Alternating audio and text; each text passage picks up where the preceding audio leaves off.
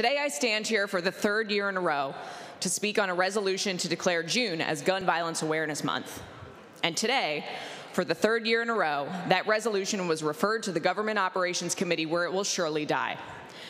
Early in the pandemic, there was a sense that an unintended positive consequence of the efforts to slow the spread of COVID-19 was that it seemed like we were seeing a drastic drop in gun violence. With more people staying at home and fewer people out and about, it seems like we weren't hearing.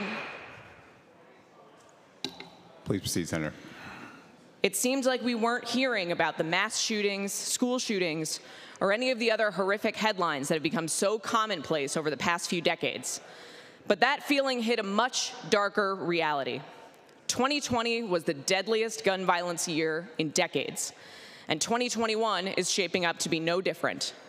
In my own community in Clawson, in March of this year, a 15-year-old girl was shot and killed by her stepfather during a domestic abuse incident that led to an hours-long standoff with police from multiple cities and the Oakland County SWAT team after the man barricaded himself in the home. A GoFundMe set up to honor Kaylin said that she was a friend to many.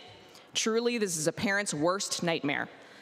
After senseless violence, Kaylin passed away protecting her mother and her siblings. A post by Clawson Schools said that she believed there were no obstacles she could not overcome or find another way around. This story barely became a blip on the radar. What once would have dominated headlines for weeks became just another in a long line of stories that we hear day after day after day after day.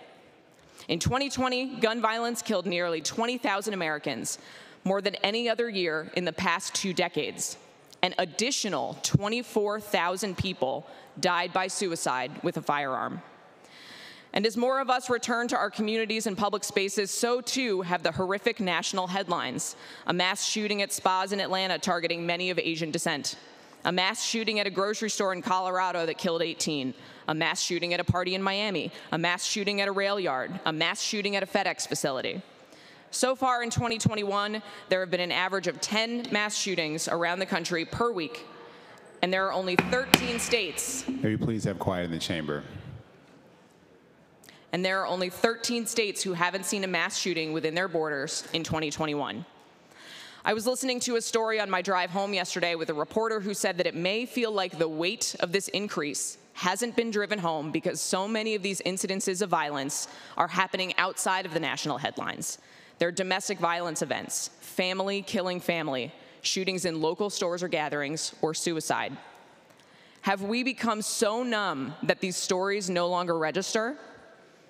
And what do we do when we recognize that we have become numb? That nobody in this room is actually listening to these stories? That everybody is too occupied with their phones, with social media, or what else may be going on? What does it mean when these stories no longer register the way that they did after Columbine or Virginia Tech or Sandy Hook? We can't become numb.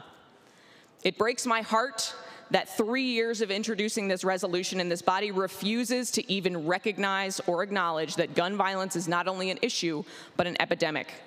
That we just accept that this is part of life in this state, in our communities, and in America. And that we refuse to do even the bare minimum. In too many communities and for too many people, gun violence has become just another part of the daily experience. More than 100 Americans are killed every single day by gun violence. Failing to focus on these more common forms of gun violence obscures the severity of this very real crisis. We cannot allow ourselves to become numb when so many people are continuing to die every single day from senseless gun violence. I'd like my remarks printed in the Journal.